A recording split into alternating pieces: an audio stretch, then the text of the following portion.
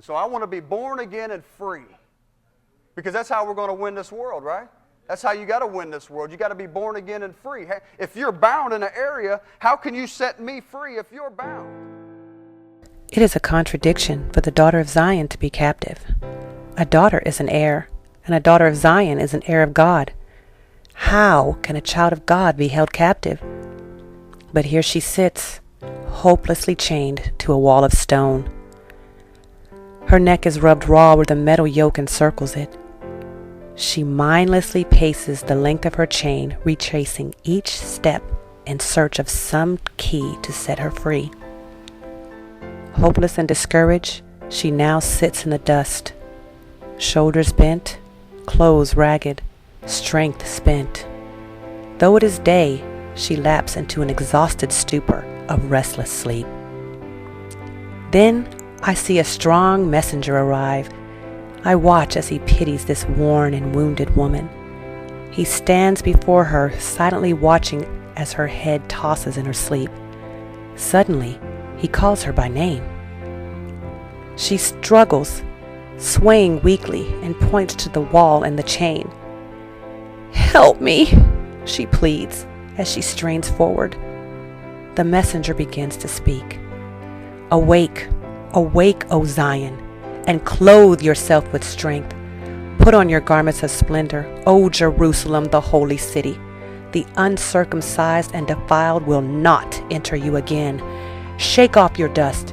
Rise up, sit enthroned, O Jerusalem. Free yourself from the chains on your neck, O captive daughter of Zion." Then he turns and walks away. Bewildered, she calls after him, but the wind snatches her voice, and he does not return. She begins to express her grief. Can't. The wall is too solid, my chain too heavy, and I too weak to lift myself out of all of this. In despair, she strains at her chain until she can no longer stand the pressure of resisting. She moves back to the shelter of her wall. At least there, she can feel what is behind her and see what is in front of her.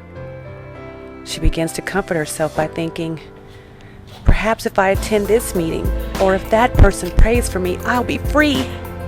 So with each new teaching she hears, she backs up, then runs, endeavoring to break loose and declaring, "This time I've had enough." But the chain was too strong, and its length always yanked her back into the bitter reality of her bondage. In my mind, I've visited with this captive daughter of Zion many times. Each time she looks a little worse and more hopeless than the last. The last time I saw her, she sat emotionless as the messenger spoke to her. She lifted her head only slightly as she silently watched him walk away. Who was this messenger, she thought? Maybe the enemy had sent him to taunt her with the dreams that would never come true. But this time, the stranger turned and looked back. The wind carried his words to her ears. "Awake, awake, O Zion!" But this time, the voice was different. She recognized who was calling her. It was the voice of the one she loved long ago. Deep within her, she sensed a strange strength. What if she dared to hear and grasp the meaning of these words? Though he was far off, she heard the message clearly. He knew who she was. Now she knew him as well. It was her father calling to her. This messenger was sent by him. He acknowledged that she was indeed captive, but he let her know she did not have to remain that way. He assured her that it was within her power to free herself from the chains of bondage. She moved cautiously, aware of her limits. Yet spurred on by the hope of freedom, she began to feel for what she could not see. She thought she felt something as she reached toward her heart.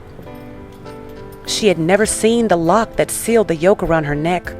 All she could do was feel it, but she was certain this must be the key. Her father had put it here for such a time as this. She inserted the key into the lock, and with a rusty groan, her chains fell at her feet.